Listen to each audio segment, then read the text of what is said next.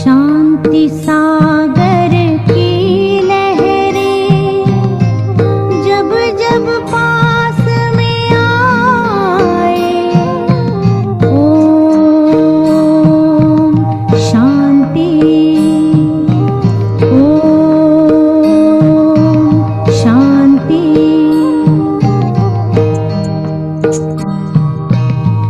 शांति सागर की जब जब पास में आए, मन शांत तन हो शीतल, पावन सुख बरसाए, पावन सुख बरसाए। शांति सागर की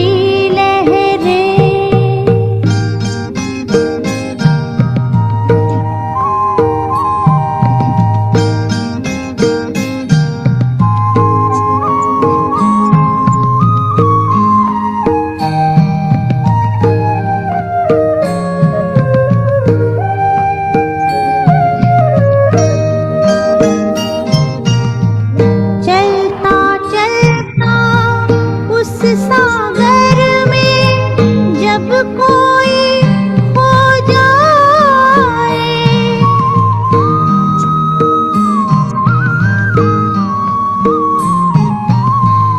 चलता चलता उस सागर में जब कोई खो जाए, हीरे मोती शिव सागर से वो अनोखे पाए। शांति से भर भर नैना, शांति सबको लुटाए, शांति सबको लुटाए। शांति सागर की लहरें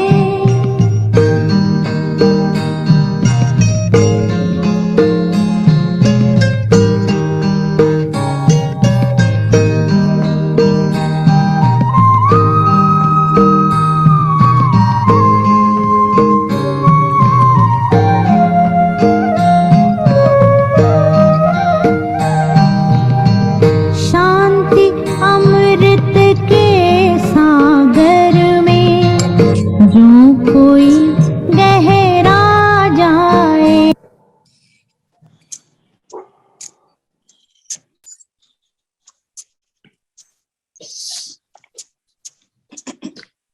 ओम शांति। ओम शांति। ओम शांति। शांति दीदी।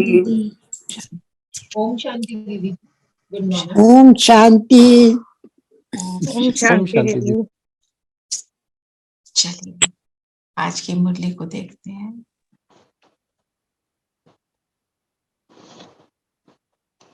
तो आज सार में बाबा ने क्या कहा?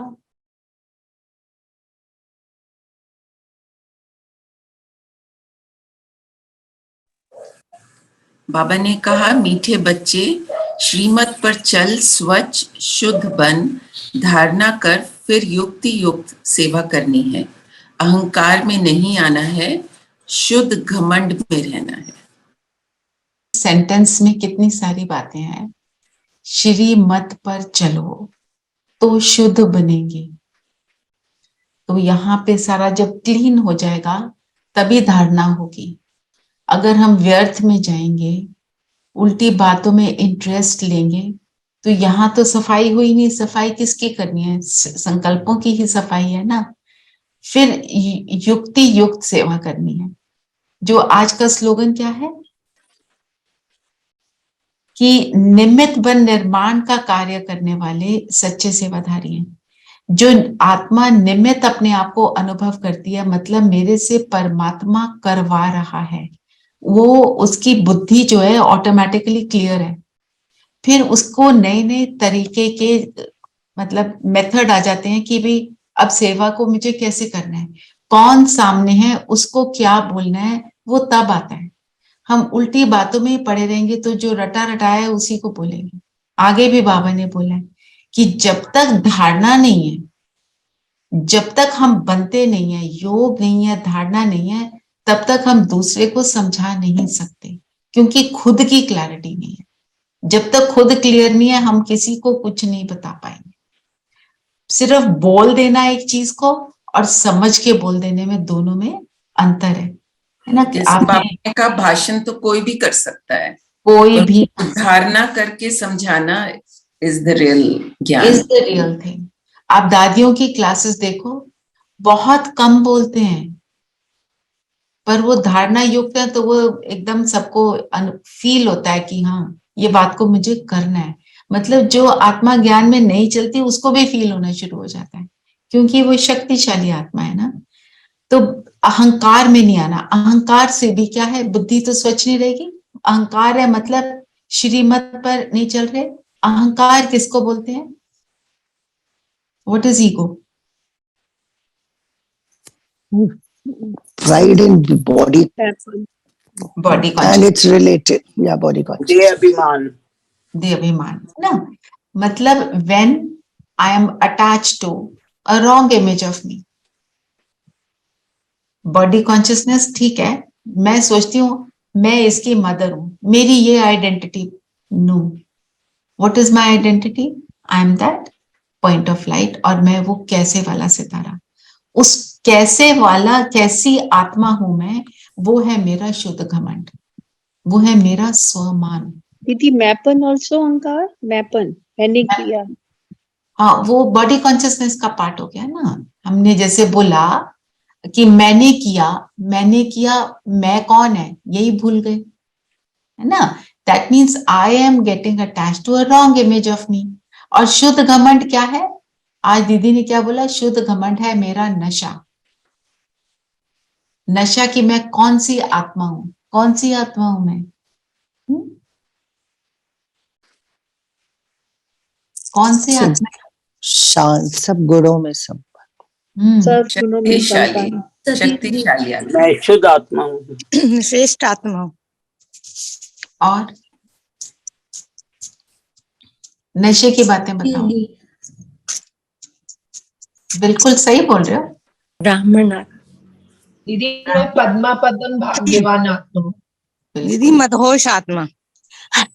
मधुष। किस चीज में मधुष? दीदी आपने कहा ना नशे में। बिल्कुल, किस चीज में मधुष ये बताओ ना। बात तो ठीक है दीदी हम ब्राह्मण, मैं बाबा का बच्चा हूँ। बाबा का नशा दीदी, बाबा का नशा फॉरएवर। ना। और वर्षा का नशा। वर्षे का नशा।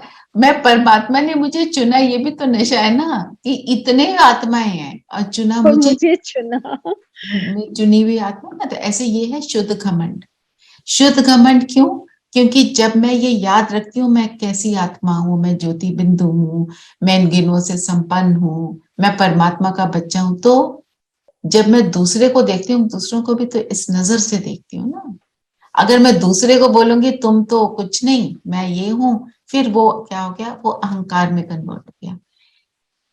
अहंकार कब आता है? हमने जब सोचा बॉडी, बॉडी सबकी अलग विशेषताएं, बॉडी के द्वारा जो भी हमारी आई हैं वो भी अलग, तो उसमें कंपटीशन, कंपैरिजन आने के कारण वो अहंकार का रूप लेता है।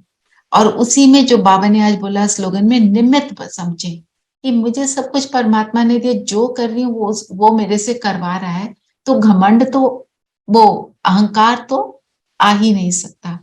तभी निर्माण का कार्य होगा, क्योंकि जब निमित्त समझेंगे तो निर्माण मीन्स हम्बल, ह्यूमिलिटी आएगी। और जब ह्यूमिलिटी आएगी तो जो बाबा ने जो बोला कि तुम युक्ति युक्त सेवा करोगे, नए नए तुम्हारे को प्लान्स दिखाई देंगे। ये बात हम ऐसे प्रेजेंट करें, है ना। जैसे आप जब मनन चिंतन करते हो, आप कई बार आप सब शेयर करते हो तो कितने नए नए तरीके से करते हो, है ना, और सबके साथ शेयर करते हैं, कितना अच्छा लगता है। वो कब आता है? जब वो स्वच्छता होती है, श्रीमत पर चलते हैं, फिर वो युक्ति युक्त होता है। ये माना सारा कनेक्टेड, श्रीमत, स्वच्छ बुद्धि, फिर धारणा, फिर युक्ति युक्त सेवा, ऑटोमेटिक न्यू प्लान्स आते हैं, और निमित्त भाव तो उसमें होगा ही। चलिए, प्रश्न क्या है? आज की पूरी मुरली क्या है? गीता का भगवान। गीता का भगवान कौन है? भगवान कौन है? चलिए उसी को लेते हैं आज। चलो मेरे को क्वेश्चन पढ़ के सुनाओ प्लीज।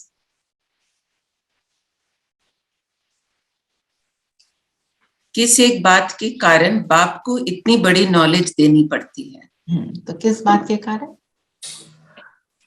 गीता के सिद्ध रचयिता करने के लिए। निराकार परमात्मा को सिद्ध करने के लिए बाप तुम्हें इतनी बड़ी नॉलेज देते हैं। पतित पावन की जगह किसका नाम डाल दिया? बच्चे का। तो बच्चे का नाम कैसे डाला? आज बाबा ने मुरली में बताया भी है। कृष्ण ने गीता का ज्ञान धारण करा, तब वो सतयुग में फर्स्ट प्रिंस बनने लायक बने। तो वो तो बाबा ने ही बनाया, तो इसलिए उनका नाम गीता का इसलिए भी नाम डाला। और सबसे बड़ी बात, जब ब्रह्मा के तन में शिव बाबा आते हैं तो ज्ञान शिव बाबा सुना रहे हैं, पर हम उन दोनों को मिक्स कर देते हैं। आत्मा किसकी है? ब्रह्मा की उस शरीर में, और शिव बाबा उस तन को अडॉप्ट करते हैं। तो कौन बोल रहा है समझ नहीं आता, इसलिए वो मिक्स चैरिटी हुई है ना। तो जब ये बात समझ आ जाए कि प्रवेशता है, ये अवतरण है, और अवतरण होने के बाद ब्रह्मा के मुख से ज्ञान निकल रहा है, फिर वो ब्रह्मा जो है वो शिव बाबा के ज्ञान को फॉलो करता है। और जब वो फॉलो करता है, अपने आप को उत्तम से भी उत्तम पुरुषोत्तम बनाता है ना।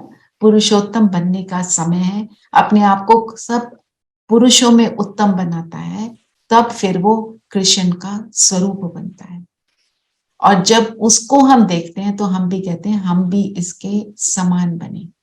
उन्होंने क्या कहा कि कृष्ण ने ही गीता सुनाई। कृष्ण ने गीता नहीं सुनाई, कृष्ण की आत्मा उसका स्वरूप बनी, गीता का स्वरूप बनी। और गीता में क्या है?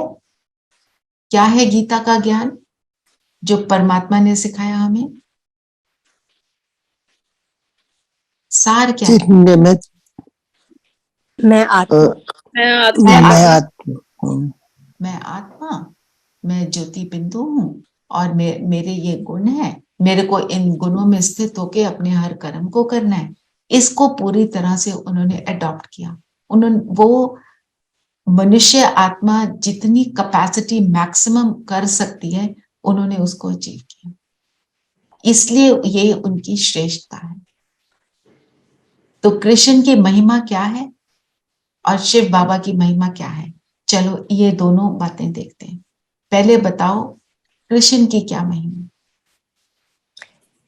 सर्वगुण संपन्न, 16 कला संपन्न, संपूर्ण, सतयुग के सर्वगुण पहले प्रिंस। सर्वगुण संपन्न। और क्या बोलेंगे कृष्ण की महिमा?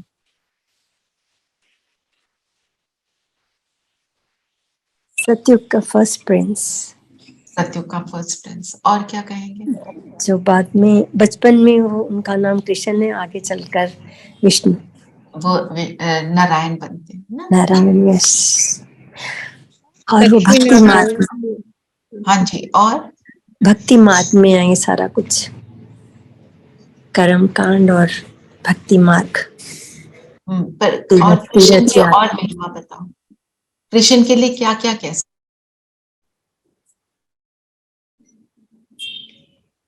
मुरली को छोड़ो, आपको तो पता है बहुत सारी बातें, बताओ। मुरली में तो जो है आप सब बता ही रहे हो। सारे काम वो बहुत ही सहज ही मोहक, करते हैं, हंसते हंसते, विद अ स्माइल। सारे काम हंसते इतने हंसते मोहक की दिल, सहज। किसी का भी दिल ले सकते हैं, वो अति सुंदर। मुरलीधर श्याम सुंदर। शाम वो कब है? कलयुग में। कलयुग में। और सबसे बड़ी महिमा कृष्ण की क्या है कि वो सर्वश्रेष्ठ आत्मा है। वही है एक जो अपना हाईएस्ट डिग्री जो क्वालिफाई करता है, 16 कला संपूर्ण की जो हाईएस्ट डिग्री है वो, इवन मम्मा जो वो पहले मम्मा संपूर्ण बनी, पर सबसे हाईएस्ट डिग्री कृष्ण की है ना। ब्रह्मा। पहले Brahma first and then Brahma first, Brahma अर्थात कृष्ण की आत्मा, Krishna first and then mamma which equals to Radha. हाँ जी धीरेन भाई बताएं। धीरेन भाई आपने हैंड रेज किया। ओम शांति।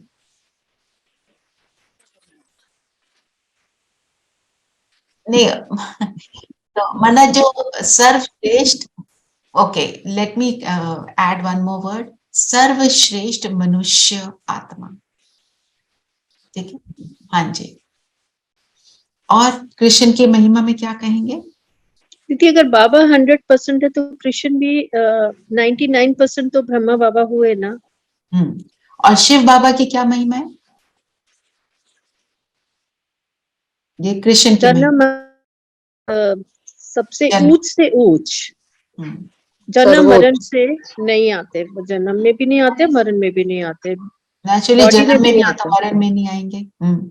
दुख का करण करावनहार। करण करावनहार, करण करावनहार हम कृष्ण को नहीं बोल सकते। सत्युग के भी रचिता शिव बाबा ही है। सदगति दाता। तीनों देवताओं की रचना भी शिव बाबा ही करते हैं, ब्रह्मा विष्णु शंकर। गति सदगति दाता, गति भी देते सदगति भी देते। और हाँ जी नीलम बहन आप भी कुछ कहने लगे थे शायद। पतित पावन। पतित पावन, पतितों को पावन बनाने वाला शिव बाबा, नॉट कृष्ण। कृष्ण पतित से पावन बनता है। और दीदी सबसे बड़ा पूरे जादूगर, रचिता, सबसे बड़ा जादूगर, क्या जादूगर, क्या जादूगरी है मंजू बहन? दीदी पतित से पावन बनाना। और जो भी ड्रामा लिखा है बड़ा चतुराई से लिखा गया है। और किस कैसी सृष्टि, सृष्टि का रचयिता, सतयुग क्रिएट करना, कलयुगी तीनों सतयुगी बनाता है। तीनों कालों की रचिता, त्रिनेत्री शिव बाबा, तीनों कालों का ज्ञाता, तीनों लोकों का ज्ञाता। और त्रिनेत्री, त्रिनेत्री, हाँ, कालदर्शी, त्रिकालदर्शी, तीनों कालों को जानने वाला, तीनों लोकों को जानने वाला, बिल्कुल। और क्या शिव बाबा? दीदी दीदी रहमदिल। रहमदिल, ओके। आई फील कि जो जना जो खुद इतना एलिवेटेड हो चुका है लाइक कृष्णा, वो भी किसी तरह तो पतित से पावन बनाने में will also be very very helpful ना, बट नॉट पतित पावन। हेल्पफुल वो जो परमात्मा के कार्य में सब जो सहयोग देते हैं। आप जो सहयोग दे रहे हो आप भी हेल्पफुल। तो शिव बाबा सर्वव्यापी नहीं है, सर्वव्यापी नहीं है। क्या है वो? ऊंच से ऊंच स्थान में रहने वाला है। शिव बाबा सर्वव्यापी नहीं है, लेकिन जब बुलाओ तो तुरंत आ जाता है। तो ये भी एक जादूगरी है। कैसे बुलाओ? याद करके, याद से बुलाओ। कैसे बुलाना है? प्यार से। प्यार से दीदी। आत्मा के रूप में प्यार से, हाँ, प्यार से बुलाओ तो वो दौड़ा दौड़ा आ जाता है जी। और उसका प्रॉमिस क्या है? तुम बुलाओ और मैं ना आऊं, ये हो नहीं सकता। और सिर्फ संगम युग में आते हैं शिव बाबा, ओनली वंस आफ्टर 5000 इयर्स। और कृष्ण कब आता है? कृष्ण बिगिनिंग से एंड में पूरे में 84 सारे जन्म लेता है। पूरा शुरू से अंत तक का पार्ट है कृष्ण का। वो हीरो एक्टर है, सबसे बड़ा हीरो एक्टर वो है। उसके बाद हम सब आते हैं। यदि सूक्ष्म वतन में भी कृष्ण पहले ही जाता है। हाँ, राइट। चलिए, हाँ जी नीरू बहन, अब आपका कोई क्वेश्चन रहा? उनका मैसेज आया था, उसको क्लैरिटी चाहिए।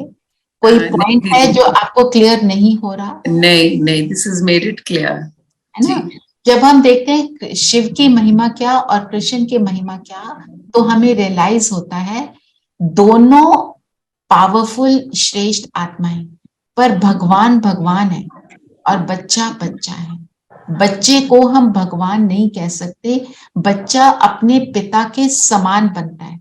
तो सबसे क्लोजेस्ट टू गॉड कृष्ण बनते हैं, इसलिए वो लोग मिक्स कर देते हैं, क्योंकि उनमें इतनी श्रेष्ठता है, उसी को भगवान बोलते हैं। हम आज की दुनिया में भी देखें, आप देखोगे कभी आप किसी के लिए कुछ बहुत कुछ कर देते हो तो आपको क्या बोलते हैं लोग आकर?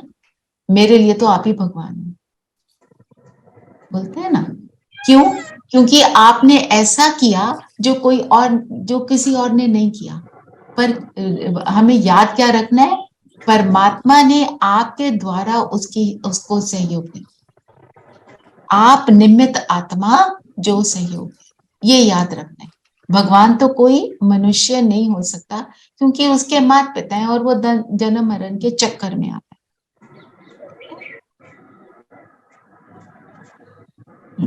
तो यथार्थ रीति समझा कौन सकेगा? अगर मैंने किसी को ये पॉइंट समझाना है कि गीता का भगवान कौन, वो कौन समझा सकेगा? उस आत्मा की क्या विशेषता है?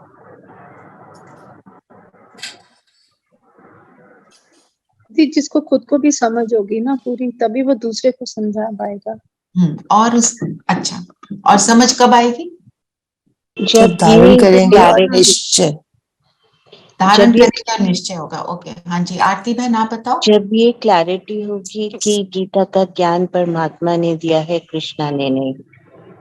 जब ये क्लैरिटी होगी, बिल्कुल, जब मुझे खुद को क्लैरिटी होगी। और एक और बात पापा, अगर हमारा कनेक्शन होगा तो क्या होगा? सच्चाई सफाई होगी, यहाँ पे क्लैरिटी होगी, तो ऑटोमेटिक प्रोसेस है कि फिर हम जो भी बात कहेंगे वो दूसरे को के दिल पे लगेगी, तीर लगेगा, जो बाबा कहते हैं ना। और फिर बाबा ने बोला कि शुद्ध घमंड रहेगा। शुद्ध घमंड का अर्थ भी हमने देखा शुरू में, ठीक है ना।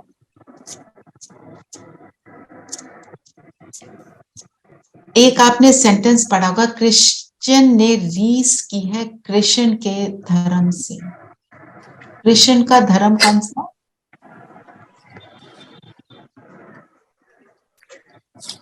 देवी देवता धर्म। देवी देवता धर्म। देवी देवता धर्म। और क्रिश्चियन धर्म क्या है, कौन सा है? क्राइस्ट धर्म भी है ना, क्राइस्ट जो जीसस क्राइस्ट जो बाइबल का। बाबा ने कहा कि ऐसा नहीं कहेंगे कि क्राइस्ट में बाइबल को अडॉप्ट किया। क्राइस्ट ने जो शिक्षा दी उसका बाइबल, उनका बाइबल बनाकर पढ़ते रहते हैं। तो क्रिश्चियन ने रीस कैसे की? कल की मुरली में क्या था कि जितने भी धर्म पिता हैं वो कहाँ पे ज्ञान लेंगे? अभी के समय में जब वो अंत में अंजलि लेने आएंगे तो वो जो 1 मिनट की दृष्टि है उससे उनके अंदर सारा कुछ धारण हो जाएगा।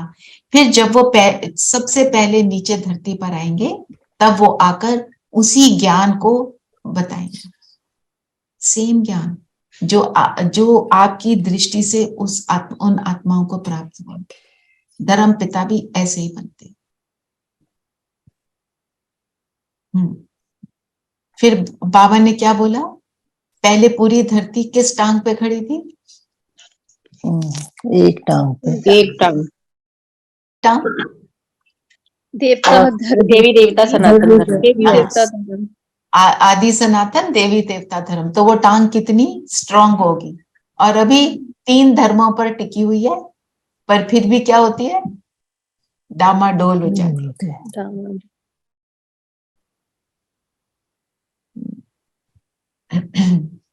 फिर एक और जो डिफरेंस है कृष्ण और शिव का, बहुत इंपॉर्टेंट डिफरेंस, वो हमने बोला ही नहीं। कृष्ण क्या है? साकार है। और शिव क्या है? निराकार। निराकार। हेलो। हाँ जी दिनेश भाई, गुड मॉर्निंग। एक्चुअली कृष्ण जो भगवान है वो is a representative of lord Shiva, and when he was giving advice to Arjun, in fact Shiv Baba was speaking through his mouth. That's what I interpret. That is correct. पर वो उस time पे कृष्ण के form में नहीं थे, तब उस टाइम वो ब्रह्मा है, बस ये बात। Yes, exactly. जब शिव ने जो ज्ञान दिया आत्माओं को पतित से पावन बनाने का, वो कृष्ण की आत्मा जो है उसका जब ब्रह्मा के रूप वाला दादा रेखराज, फिर वो जो ब्रह्मा उसको नाम दिया, उसके थ्रू दिया। मिक्सचर इसीलिए हुआ है, थ्रू ब्रह्मा दिया है ना। पर वो रूप उस वक्त ब्रह्मा का था, उस वक्त कृष्ण का रूप नहीं था। और अर्जुन कितने थे? एक नहीं था। कितने हैं? अनेक। जो ज्ञान को अर्जन करे वो अर्जुन। हम सब जो ज्ञान अर्जन करने के लिए बैठे हैं, हम सब वही अर्जुन हैं। और अर्जुन की विशेषता क्या थी? वो किस चीज में माहिर था? He was very focused. Focused. He was very focused. वो तीर जो लगाता था, फोकस था, एग्जैक्ट एम पर वो तीर जाता था, है ना। तो जब मैं अर्जुन कब, जब मैं भी फोकस होके मैं तीर लगाऊं उस एक एक वाइस पर, जब मैं तीर लगाती हूँ, मैं फोकस हो जाती हूँ, मैं आत्मा और वो परम आत्मा से जुड़ती हूँ, तो ये सारा खेल शुरू होता है पतित से पावन बनने का। वो फोकस चाहिए। दीदी अद्वैत राज्य मीन्स सतयुग।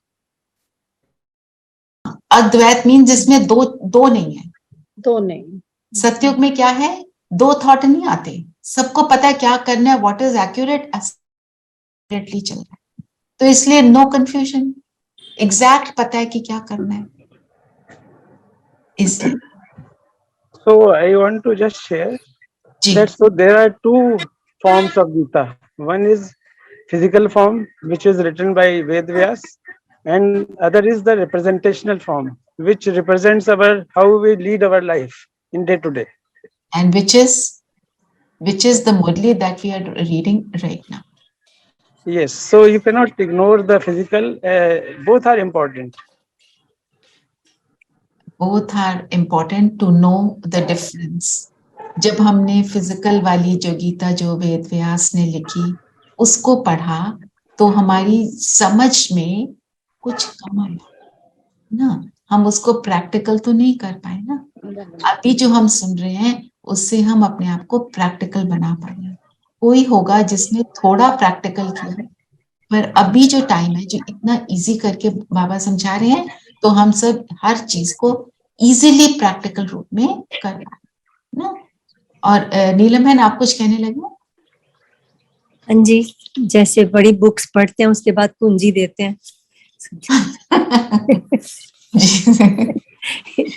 ये कुंजी है। It is so true. It is really बिल्कुल ठीक है कि फिर हम कुंजी में पढ़ते हैं।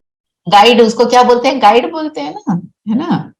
Yes, guide, yes. It comes up with these innovative ideas. और गाइड तो शॉर्ट नटशेल में बताता है ना दीदी, उसको आज क्या विस्तार से बोला बताना। बाबा ने, आज क्या बोला बाबा ने, श्रीमत पर चल स्वच्छ बुद्धि करके, जो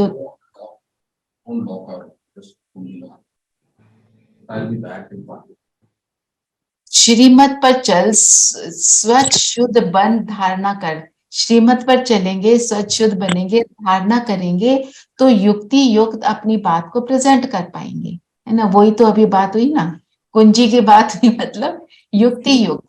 दीदी सबसे बड़ी बात ये है कि जो ये गीता हम पढ़ रहे हैं, इसमें हम बाबा के साथ जैसे डिस्कशन भी तो कर रहे हैं ना, तो हमारे कई जो धारणाएं हैं वो भी सही हो रही हैं।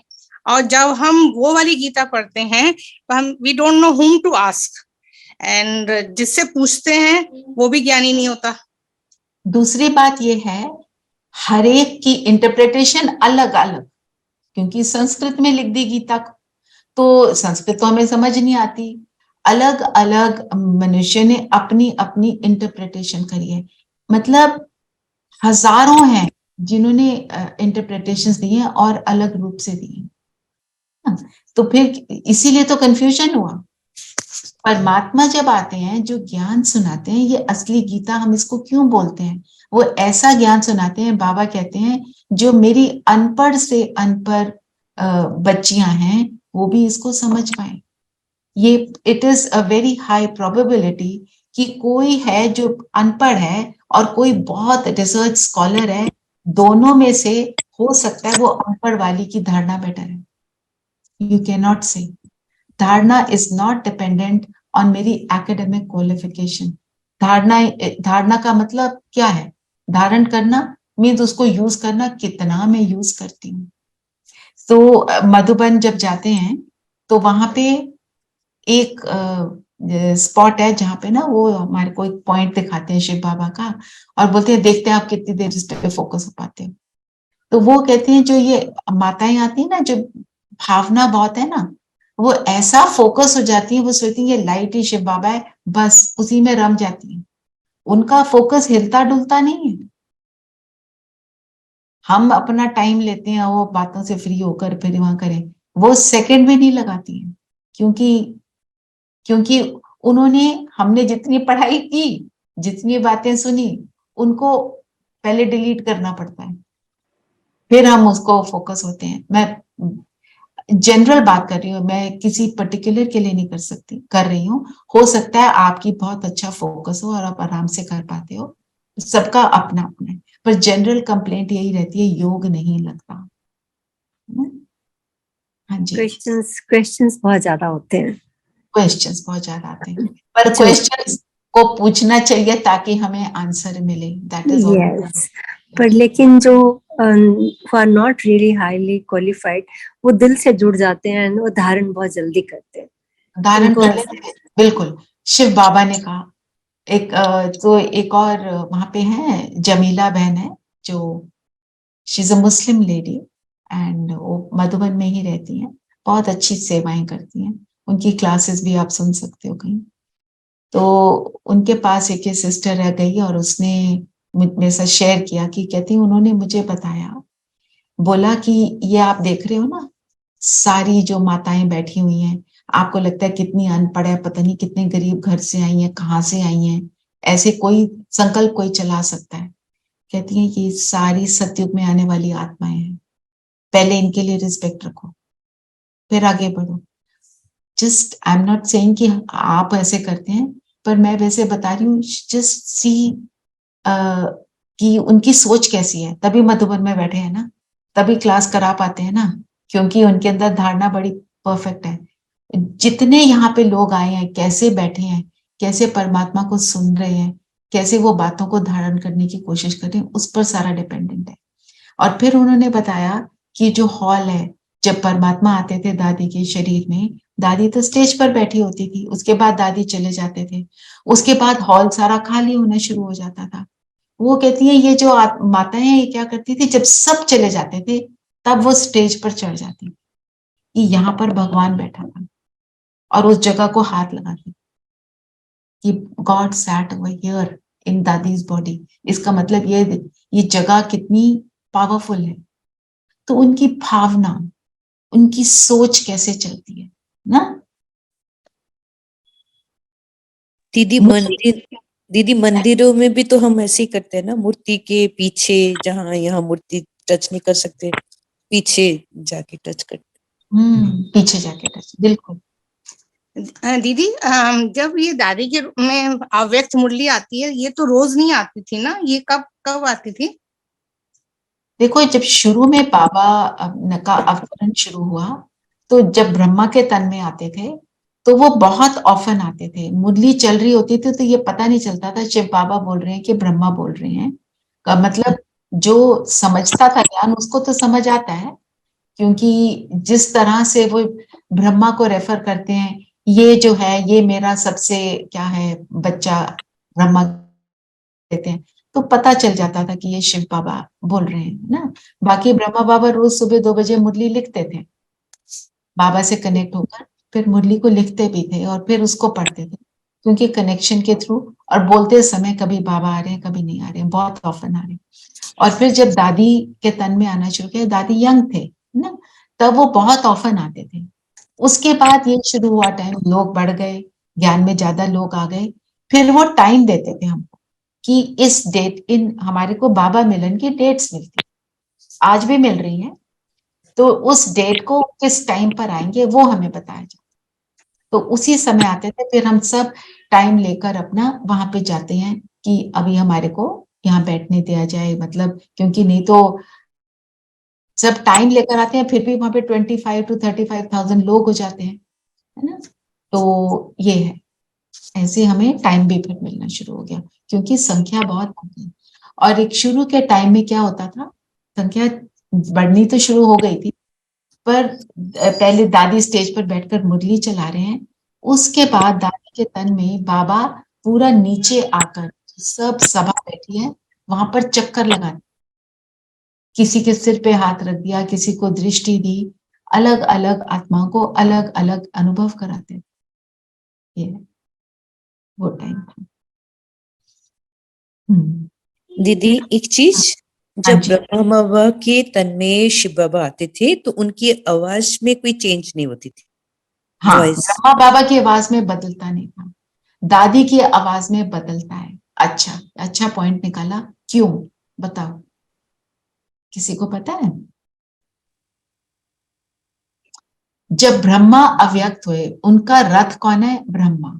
दादी उनका रथ कैसे है? इनडायरेक्ट। कैसे? ब्रह्मा ही क्योंकि रथ है, तो अब ब्रह्मा क्या हो गए? अव्यक्त, तो वो सटल वर्ल्ड में है। सटल वर्ल्ड में क्या है? आवाज नहीं है। परम धाम में तो बिल्कुल साइलेंस है, और सटल वर्ल्ड में वो विस्पर में बोलते हैं, आवाज नहीं निकलती, पर जो लिप रीडिंग और एक्शन से पता चलता है कि वो क्या बोल रहे हैं। तो इसलिए जब दादी के तन में आते हैं तो आवाज विस्पर की तरह होती है, क्योंकि दोनों आते हैं, ब्रह्मा भी और शिव भी, इसलिए उनकी आवाज विस्पर में बदल जाती है। चलिए, अभी 2-3 पॉइंट और हैं, वो बताओ। बाबा ने बोला ना बच्चों को बाप का शो करना है, करेंगे जो सदैव हर्षित मुख, अचल स्थैर्यम मस्त रहेंगे। आगे चलकर बाबा ने बोला ऐसे बच्चे जरूर निकलेंगे। ब्रह्मा कुमारी वो जो 21 जन्म के लिए वर्षा दिलाए, तो मतलब हमारे को औरों को भी प्रेरित करना है, ज्ञान को समझना और अपने आप को बनाना। दीदी गीता माता का जन्म बाबा ही आकर माता को अडॉप्ट करते हैं? ब्रह्मा माता को ब्रह्मा बाबा, गीता माता, हाँ, ब्रह्मा बाबा को माँ बोलते हैं। ब्रह्मा आगे माँ आता है ना, तो फिजिकल वर्ल्ड में भी कि एक जो आत्मा मेल शरीर में है वो फीमेल शरीर वाले को अडॉप्ट करके अपनी प्रवृत्ति बनाती है। सिमिलरली शिव बाबा ब्रह्मा तन में आके अपनी प्रवृत्ति बनाते हैं, जिसमें अनेकों हम सब आ जाते हैं। और मंदिर किसके हैं ज्यादा? सबसे ज्यादा मंदिर शिव के बाद, शिव के बाद मम्मा के, मम्मा और जगदम्बा, जिसको हम कहते हैं जगदम्बा सरस्वती, जिसको ये हम ब्रह्मा बाबा का तो एक ही मंदिर है पुष्कर में। एक ही है। हाँ दीदी मम्मा जो है जगदम्बा है या फिर राधा? मम्मा राधा बनती है, पर अच्छा जगदम्बा के रूप में हम उसकी पूजा करते हैं द्वापर युग ऑनवर्ड्स।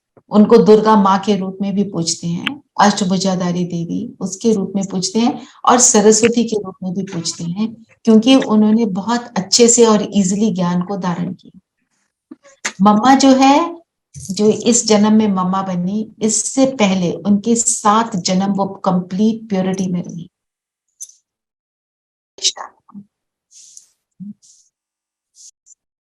ठीक है ना। और बाबा ने कलश किसके सिर पर रखा है? माताओं पर दीदी। माताओं के। क्यों रखा माताओं के सिर पर? माताएं ज्यादा शक्तिशाली हैं दीदी। वो ज्यादा कुछ कर सकती है एक टाइम में। He wanted to support them because they were not up to They were looked down upon, है ना। उनकी स्थिति बहुत समय। दयनीय थी उस समय में, उन्होंने उनको उठाने के लिए, इसलिए एडमिनिस्ट्रेशन में आज भी सारी विमेन है। और मैं भी एक मुरली पढ़ रही थी, उसमें बाबा ने बोला पांडव गाइड बन के आगे चलेंगे माताओं के गार्ड बन के पीछे चलेंगे। तो सबने अलग अलग आंसर दिए। तो बाबा ने बोला पांडवों को गाइड नहीं गार्ड बनकर चलना है, माताओं को आगे रखना है, अपने आप पीछे।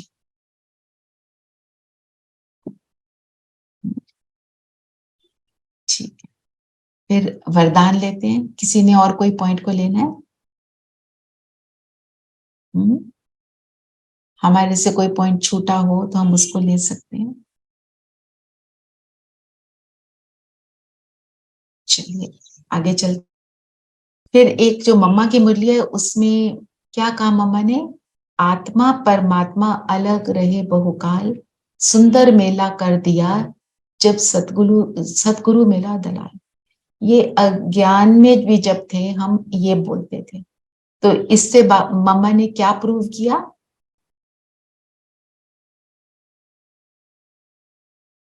कि इसका आत्मा परमात्मा अलग है, तब तो वो दो चीजें बहुत काल के बाद मिलती हैं आफ्टर 5000 इयर्स। हाँ, तो सुंदर मेला कर दिया जब सतगुरु मेरा दलाल।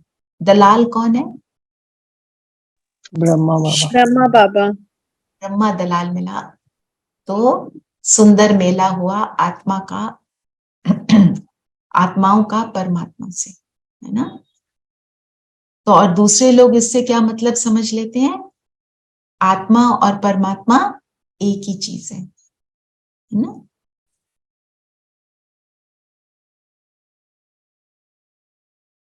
और दूसरा पॉइंट क्या बताया मम्मा ने?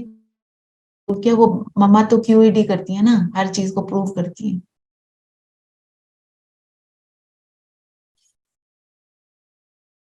कि हर मनुष्य को के मन में क्या रहता है कि हमको क्या मिले? शांति। शांति मिले। और अशांति का कारण क्या है? कर्म बंधन में फंसना। किसको कहेंगे? देह अभिमान। देह अभिमान, बिल्कुल, विकारों में फंसना। तो विकारों को यूज करके जब कर्म करते हैं तो हम बंधन में फंस जाते हैं, बॉडी कॉन्शियसनेस में आकर, है ना। तो इससे निकलने का, इस कर्म बंधन को तोड़ने का तरीका क्या है? ज्ञान। ज्ञान और साथ में योग। मैं आत्मा हूं और मैं किसकी संतान हूं। ज्ञान से योग लगता है। ज्ञान और योग बल से, योग से हमको शक्ति मिलती है, जिससे हम उन कर्मों के बंधन को पार कर लेते हैं। ठीक है, चलो अभी हम वरदान लेते हैं। वरदान पढ़ेंगे। रेखा बहन आप पढ़िए वरदान। दीदी वरदान है, शांति की शक्ति द्वारा असंभव को संभव करने वाले योगी तू आत्मा भव। तो शांति की शक्ति से असंभव संभव कैसे हो जाता है?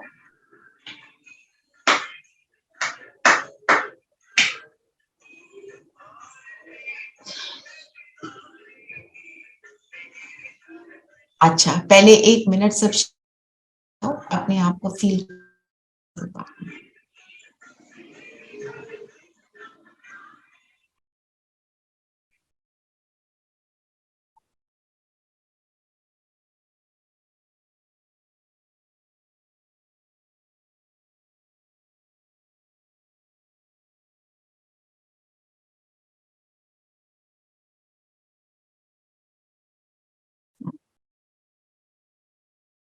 तो जब शांति में टिक रहे हैं तो क्या अनुभव हो रहा है? दीदी स्टेबिलिटी, जब स्टेबल होती है तो ठीक सोल्यूशन भी ठीक मिलता है। बिल्कुल, है ना। और बाबा ने ये बोला कि साइंस की जो शक्ति है वो भी शक्तिशाली साइलेंस से निकली है। जितना आप साइलेंस में बैठते हो अर्थात अपनी शांति की शक्ति को इमर्ज करते हो। हाँ जी, नीलम बहन आप बताइए, आप क्या कहने लगे? Clarity of mind. Clarity of mind, बिल्कुल। तो जितना शांति उतनी क्लैरिटी आ जाती है। तो साइंस वाले भी अपनी इन्वेंशंस उसके बाद ही करते हैं। जब तक वो शांति में नहीं बैठते उनकी इन्वेंशंस नहीं होती। दूसरा, आज मैं कभी अव्यक्त वाणी पढ़ रही थी सुबह ही बिफोर मेडिटेशन, कि उसमें कहा कि जितना आपकी साइलेंस की शक्ति अर्थात योग बढ़ेगी उतनी साइंस की इन्वेंशंस बढ़ती चली जाएंगी। क्योंकि आप क्या फैला रहे हो? आप भी शांति को फैला रहे हो। वो उनको प्रेरित करती है कि जल्दी से इन्वेंशंस करो। ये इन्वेंशंस जो साइंस की हो रही हैं ये क्या क्या काम करेंगे? याद करो मुरलियों में बाबा क्या क्या बोलते हैं? ये विनाश का भी कार्य करेंगी और सत्युग की इन्वेंशंस जो होनी है वो भी कार्य हो रहे हैं। सत्युग में जो इन्वेंशंस हैं वो डिस्ट्रक्टिव नहीं है। सत्युग की इन्वेंशंस कल्याणकारी होंगी। अभी की जो किस वृत्ति से, किस इंटेंशन से बनी है ना। जैसे आप एक फोन ले रहे हो, आप फोन को पॉजिटिवली यूज करते हो, नेगेटिवली यूज करते हो। अब न्यूक्लियर एनर्जी है, उसको पॉजिटिवली यूज करो, नेगेटिवली यूज करो, दोनों तरह से हो रहा है ना। तो जो सत्युग में यूज होगा वो पॉजिटिवली होगा, जो अभी विनाश के लिए यूज होगा वो तो नेगेटिवली होगा। हम देख रहे हैं यूक्रेन वॉर में क्या हुआ है ना, तहस नहस ही हो रहा है ना। पहले एक दूसरे को गुस्सा आ गया, राइट। तो पर शांति की शक्ति असंभव को संभव कैसे करेगी? आप सोचो, जो आज की इन्वेंशंस हैं आप 20 साल पहले कभी सोच भी नहीं सकते थे, 20 या 25 साल पहले, कि ऐसा एक सेलफोन होगा जिसको आप कहीं पर भी ले जाओ और कहीं पर किसी से भी बात कर सकते हो। हम एक अब्रॉड फोन कॉल के लिए कितने पैसे खर्चते थे, सोचा भी नहीं था। और उससे और पीछे जाओ तो ईमेल करो 1 सेकंड में, मतलब विद इन सेकेंड्स आपका मैसेज दूसरी जगह पहुंच जाता है। हमने कभी इमेजिन भी नहीं किया था, हमारी तो स्नेल मेल ही चलती थी हमने। और कंप्यूटर क्या था, एक बड़े सारे कमरे में, it was the size of a room. और आज की डेट में स्लीक होते होते आप देखो एक फोन क्या काम कर रहा है, कैमरा भी है ना, आपकी डायरी भी है, आपका आपकी घड़ी भी है। घड़ी का फैशन ही चला गया जब से फोन आया। आपके लिए रिमाइंडर भी है, अलार्म भी है, क्या नहीं कर रहा है ये हमने कभी सोचा भी नहीं। तो एक तो इस तरह का असंभव संभव, और दूसरा असंभव संभव कौन सा बाबा बोल रहे हैं? इस पतित दुनिया को पावन बनाना और सत्युग में कन्वर्ट करना, सारा कुछ साइंस साइलेंस की शक्ति से होता है। दीदी बता रहे थे जब वो है ना हमारे प्रेसिडेंट, क्या नाम है उनका, I don't know why Murmu नहीं, जो पहले अब्दुल कलाम। उनके पास उनके साथ बड़ा कनेक्शन था। तो दादी ने उनसे पूछा साइलेंस बड़ी के science, he would always, he was a scientist ना, he would always say science बड़ी। अंत में जब ज्ञान अच्छे से समझ आ गया, उन्होंने बोला हैंड्स अप, साइलेंस बड़ी, साइलेंस के बिना साइंस इज नथिंग।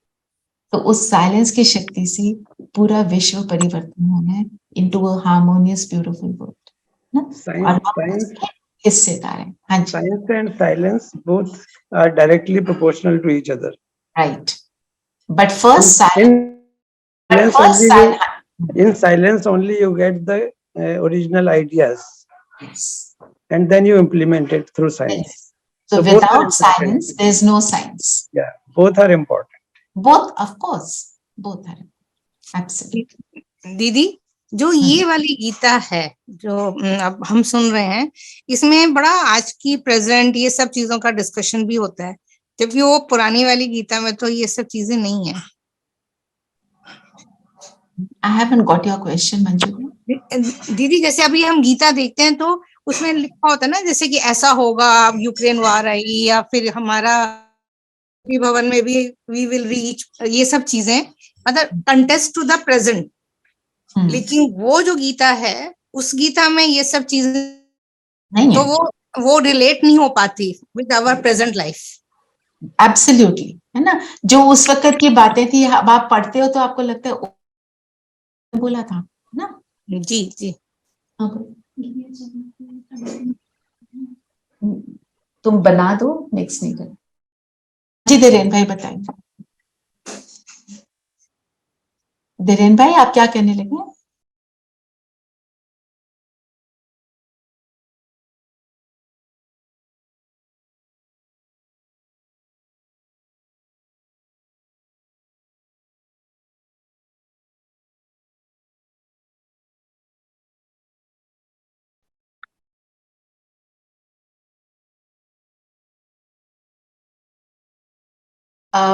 मेरे को आपकी आवाज थोड़ी क्लियर नहीं आ रही है, पर जो मैं समझी हूँ कि वो जो गीता है वो द्वापर के बाद बनी है ना।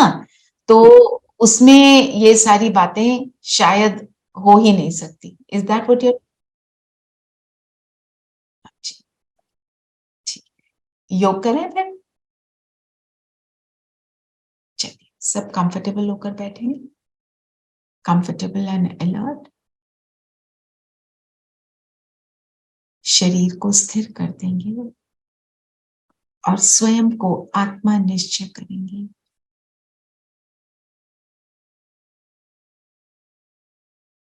मैं शांति की शक्ति से संपन्न शांत स्वरूप आत्मा हूं।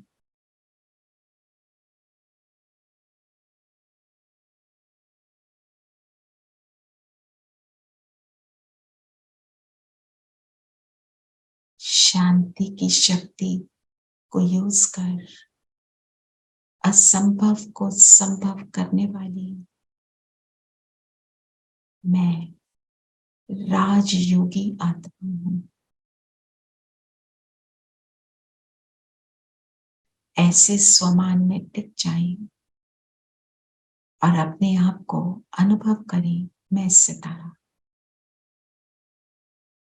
सारा फोकस माथे के बीच।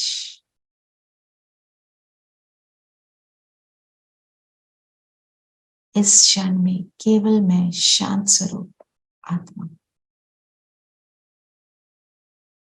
सभी बातों से फ्री, अपने अंदर की शांति को महसूस करें।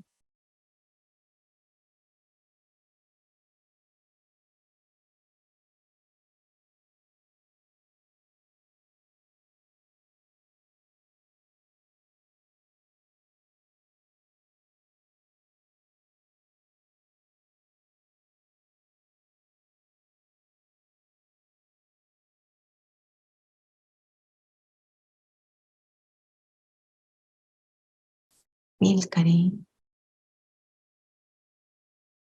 मैं आत्मा इस शरीर से बाहर निकलती हूँ और चलती हूँ शांति धाम। मेरा अपना घर, मुझ आत्मा का घर। पहुंच जाए परम धाम। जहां डीप साइलेंस,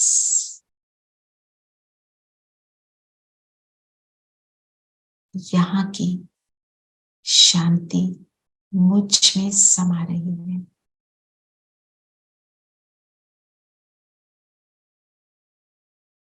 यहाँ की साइलेंस के कंफर्ट को अनुभव करें।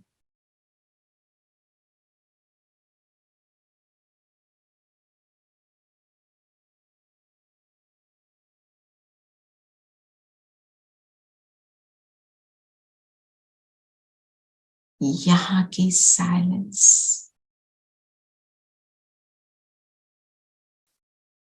से फ्रीडम का भी अनुभव करें। केवल मैं बिंदु, अपने देश, अपने घर,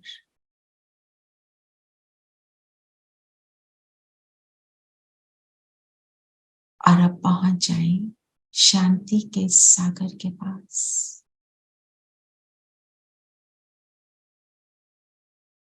उस सागर में समा जाएं। मैं और मेरा पिता शांति का सागर।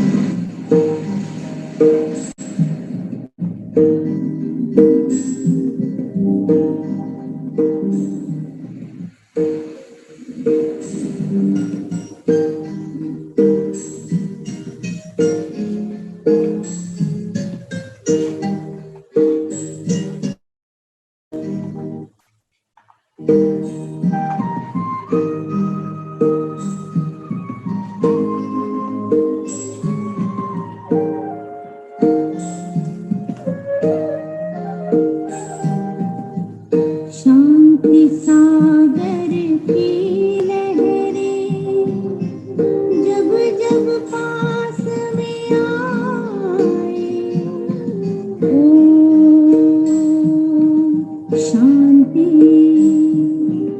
ओम शांति।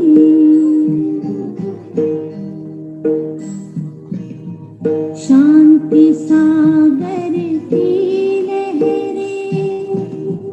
जब जब पास में आए, मन हो शांत, तन हो शीतल, पावन सुख बरसाए, पावन सुख बरसाए। शांति सागर की लहरें।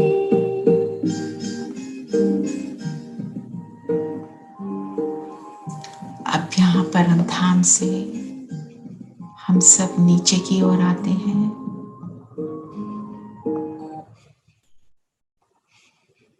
अपने शरीर में प्रवेश करेंगे।